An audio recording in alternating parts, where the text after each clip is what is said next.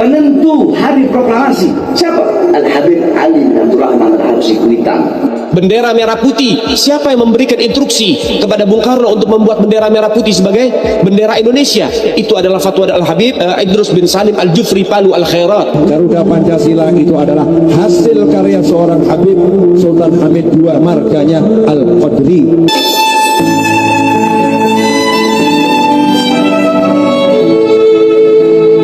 A'udzu billahi minasyaitonir rajim. Bismillahirrahmanirrahim. Yang pertama, benarkah bendera merah putih itu konsepnya Habib Ali Kuitang? Nggak benar. Jadi jangan begini, jangan menggunakan sesuatu yang penting bagi negeri kita hanya untuk kepentingan diri kita dan kelompok kita. Terima kasih. Yang kedua, benarkah kemerdekaan 17 Agustus itu perintah Habib Ali Kuitang? Nggak ada itu.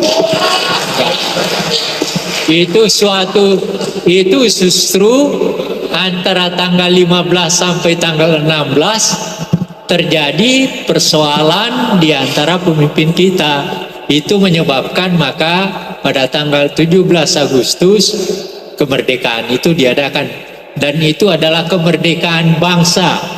Belum ada negara.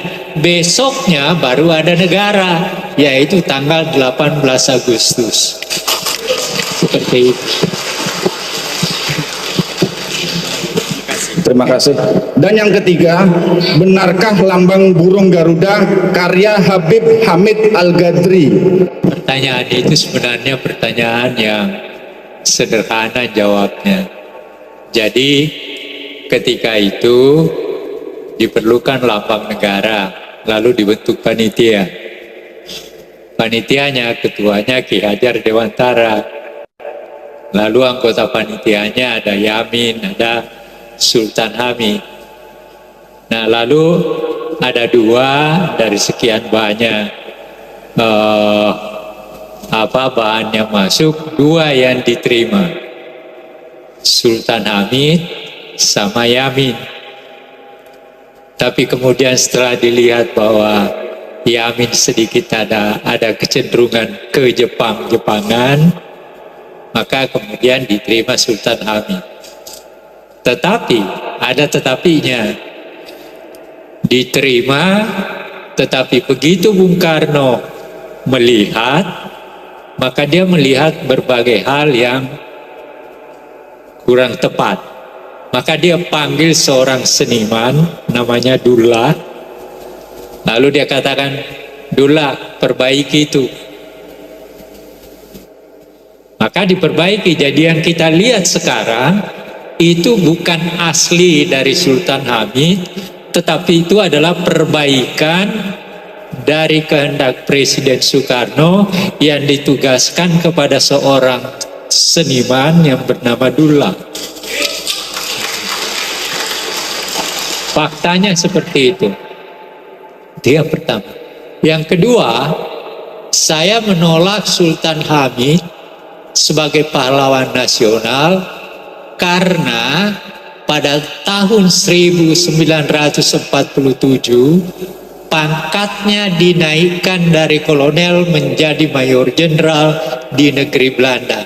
Pada tahun itu kita diburu-buru oleh Belanda, ditembakin dan sebagainya. Dia tidur di negeri Belanda.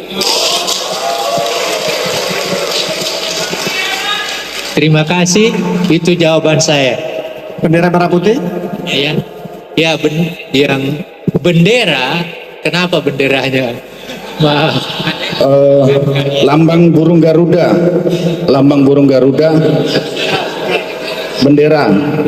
bendera merah putih konsep Habib Ali Kuitang. Inilah bukti fatwa Habib Utsman bin Yahya yang mendukung Belanda. Kitab ini judulnya Manhajul Istiqomah Din Bisalamah, karangan Said Utsman bin Yahya.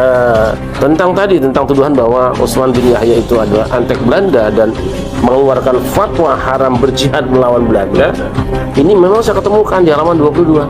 Maka dari ini diketahui bahwa perbuatan bikin rusuh negeri sebagaimana yang telah jadi di Cilegon, Banten, dan yang dahulu di Bekasi sekalian itu batil, bukannya jihad, sebab tiada syarat-syaratnya. Tapi apakah ini cukup membuktikan bahwa dia menjadi bagian dari Belanda? Saya punya bukunya. Ini buku berasal dari bahasa Belanda, judulnya Nasihat-Nasihat Senukongronyo semasa kepegawaiannya kepada pemerintah Hindia Belanda 1889-1936. Studi Islam bersama antara Indonesia dan Belanda. Ini bahasa Belanda diterjemahkan ke dalam bahasa Indonesia. Ini adalah data pendukung apakah fatwa ini benar-benar merupakan dukungan Belanda kepada Belanda atau bukan. Nah, di sini ada nih babnya sendiri, halaman 1623, Sayyid Usman. Nah, ini kehadapan Yang Mulia Gubernur Jenderal, dengan ini atas nama pengarang Sayyid Usman bin Abdullah Al-Alawi di Betawi, saya mendapat kehormatan menyerahkan kepada Yang Mulia satu eksemplar karya kecilnya yang baru saja dicetak dan ditulisnya dalam bahasa Melayu Betawi, Manhaj Al-Istiqomah fi Fiddin Bisalamah. Ini dia. Nanti apakah ini memang merupakan dukungan pada pemerintah Hindia Belanda? Dengarkan saja ini, yaitu jalan yang benar guna menjalankan agama dengan damai. Atas permintaan pengarang, saya melampirkan penjelasan pada tulisan ini. Ini Senukongronyo melampirkan kitab ini kepada pemerintah penjajah Belanda. Ini nih, ulasan tersebut terakhir ini bertambah lagi arti pentingnya karena dengan tegas Sayyid menggambarkan dan mengutuk gerakan di Cilegon dan di Bekasi sebagai gerakan keagamaan palsu. Nah, ini dia nih. Jadi ini surat kabar gembira dari Senukongronyo bahwa pemerintah penjajah Belanda dapat dukungan dari Utsman bin Yahya, sehingga pergerakan yang menentang pemerintah Hindia Belanda di Cilegon dan Banten itu dengan bahasa gampangnya bisa dibuka. Nah, nanti apakah Anda sependapat atau tidak? Silahkan, ini bukunya. Jangan dibolak-balik. Berarti apa? Engkau sebagai tuan rumah di negeri ini wajib menghormati tamu, melindungi tamu. Sekarang tamumu berulah seolah-olah mereka lah majikan di rumahmu. Apa yang akan kau lakukan ketika tamumu sudah kurang ajar, ketika tamumu sudah ingin menguasai aturan rumahmu? Kiai-kiai inilah tuan rumahnya. Ajengan-ajengan itu adalah yang disenangi oleh mereka. Berarti mereka muhibbinnya kiai-kiai, berarti mereka budaknya kiai-kiai.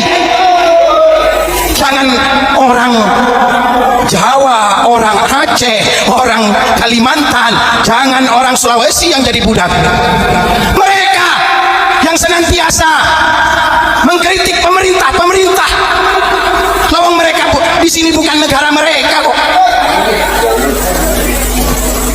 Wajar kalau mereka mengkritik presiden, mengkritik kebijakan pemerintah. Kalau banyak kiai berbarengan dengan umaro, yang jahil siapa? Yang lacur mulutnya siapa? Enggak salah kiai-kiai berbarengan dengan umaro, dengan pemerintah, karena di sini negaranya kiai.